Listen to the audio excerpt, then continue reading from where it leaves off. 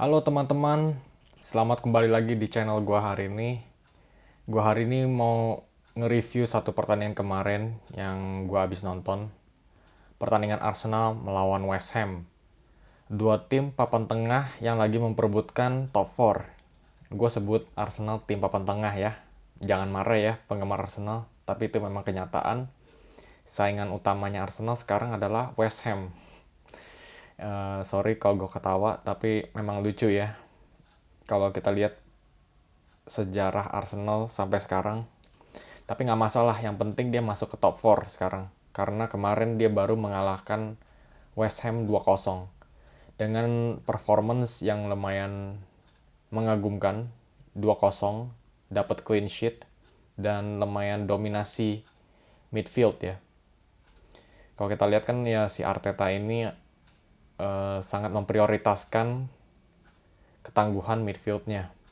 Dan kalau dia lihat performance midfieldernya kemarin, Thomas Partey, Granit Xhaka, Bukayo Saka, Odegaard, mereka mainnya klop. Gue yakin si Arteta ini pasti bangga banget. Lawannya pun juga bukan lawan mudah.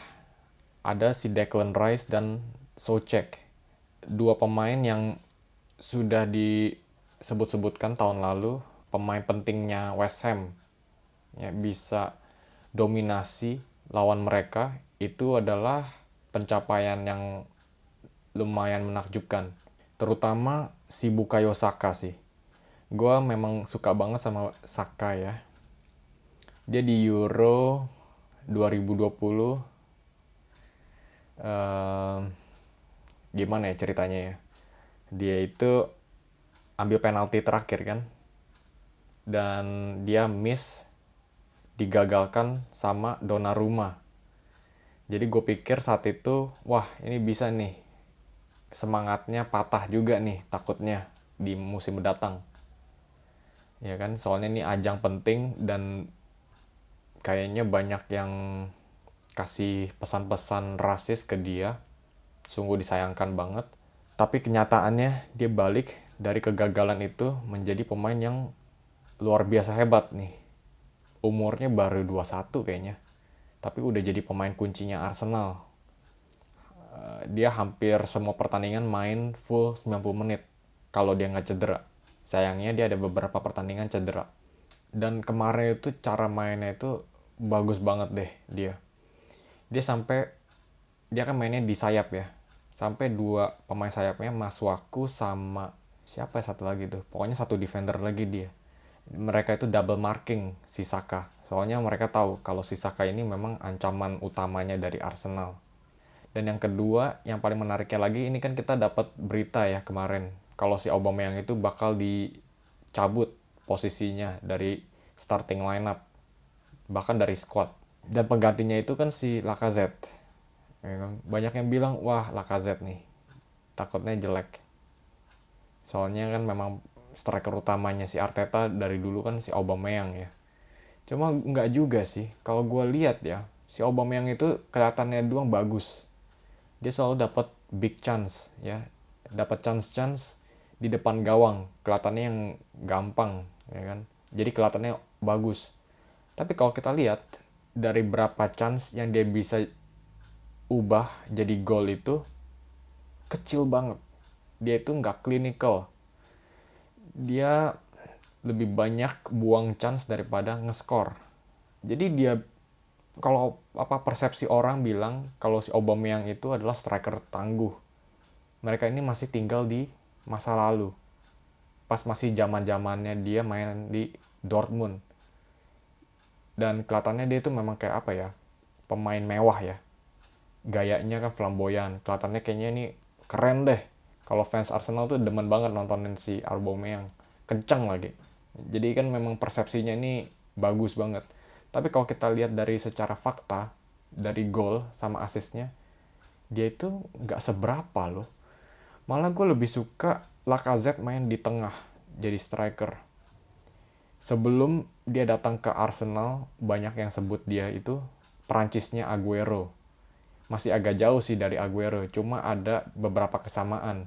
Dia hebat dalam ruang sempit. Dribblenya bagus dalam ruang sempit. Dan juga dia bisa buat kesempatan bikin kesempatan ya, kasih operan-operan. Jadi beda sama Aubameyang. Kalau Aubameyang kan dia agak satu dimensi ya. Dia lebih hebat kalau ada space di depan. Jadi dia bisa lari. Dan sekarang dia juga nggak lari-lari amat sih, nggak kenceng-kenceng amat. Umurnya udah makin tua.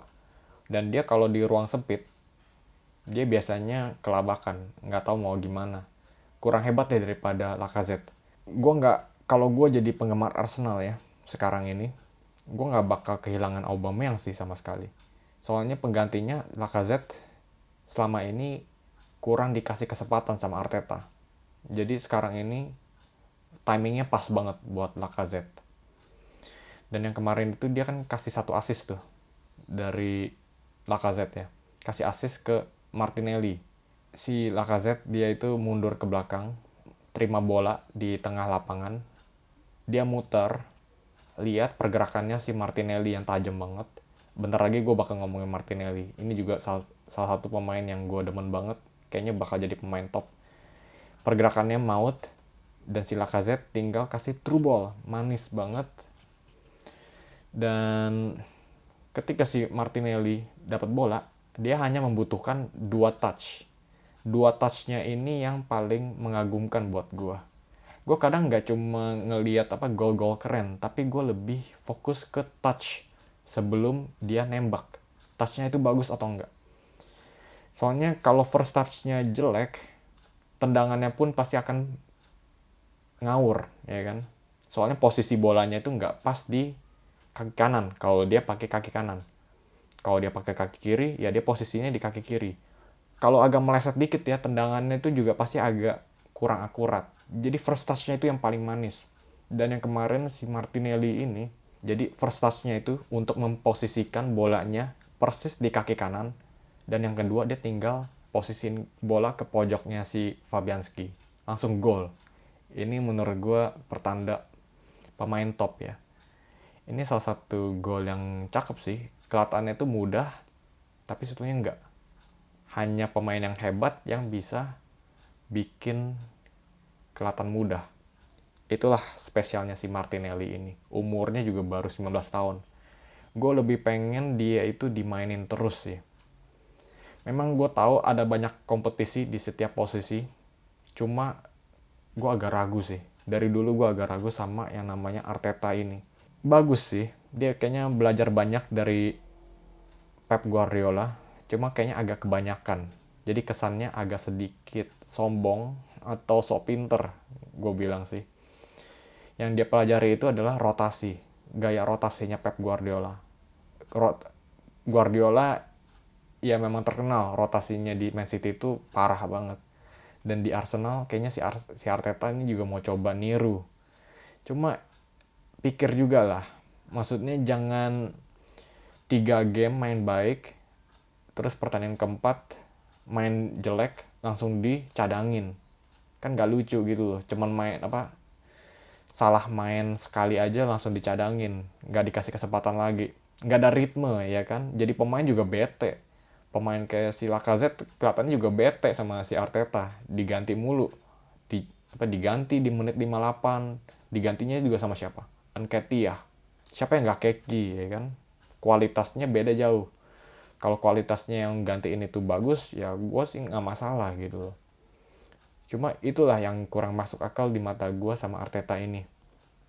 Ya selama ini sih poin masih bergulir ya. Cuma gue secara estetik ya, gue tuh pengen komposisi timnya itu selalu reguler. Nah contoh yang satu lagi ini, pemain yang belakangan ini juga lagi hot-hotnya, si Emil Smith Rowe. Dia kemarin cedera sih ya, setelah pertandingan Man U. Cedera 1, abis itu langsung dicadangin lagi di pertandingan lawan West Ham ini. Kayaknya kurang enak dilihat aja gitu loh, pemain yang lagi hot tapi dicadangin. Ya penggantinya si Odegaard juga main bagus sih, cuma Emil Smith Rowe harusnya tetap dimainin. Ya begitulah. Ya mungkin siapa tahu si Odegaard tuh harusnya dimainkan di posisinya Xhaka dicadangin, Emil Smith Rowe main di CAM. Bisa aja kan kalau dia mau. Nah kalau kita lagi ngomongin rotasi ini, Ya si Lacazette nih kelihatannya jadi first choice-nya kan di posisi striker ya, selama si Aubameyang keluar. Ya semoga aja si Arteta nggak utak-atik lagi deh posisinya. Gantiin dia sama Nketiah. Nketiah jujur gue suka sih sama striker instingnya. Dia itu kayak poacher. Dia nggak perlu main dribble-dribble aneh-aneh, tapi yang penting dia itu ada di lokasi yang tepat, di waktu yang tepat. Mirip sama Javier Hernandez. Buat Arsenal kayaknya kualitasnya masih agak kurang ya. Kalau dia pengen main jadi pemain Arsenal, main buat Arsenal, dia itu tekniknya harus diperbaiki lagi.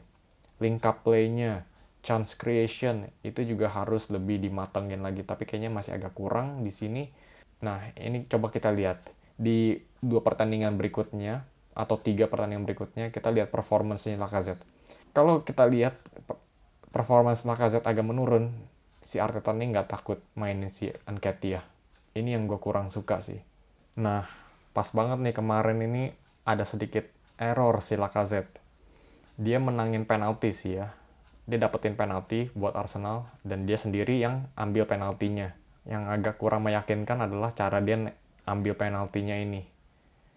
Penaltinya itu agak terlalu lemah, gampang ditebak, dan tingginya itu pas sama Fabianski. Ya, jadi penaltinya buruk banget. Jadi di masalah ini gue nggak tahu deh bakal dipermasalahkan nggak sama si Arteta. Ya udah, sampai di sini aja vlogging gue hari ini tentang review Arsenal lawan West Ham. Menurut gue ini hasil yang bagus buat Arsenal karena bisa dapetin 3 poin dari West Ham itu bukan hal yang mudah ya. Chelsea gagal menang lawan West Ham, tapi sekarang Arsenal bisa menang. Ini artinya pertanda yang bagus buat Arsenal dan Arteta. Dalam beberapa hari ke depan, gue juga ada rencana masih tetap upload video baru. Oke, jadi stay tune di channel ini, subscribe, dan juga jangan lupa kasih komen di bawah tentang pendapat lu apa aja tentang Arsenal dan juga tentang pertandingan kemarin lawan West Ham. Oke, gue pengen denger.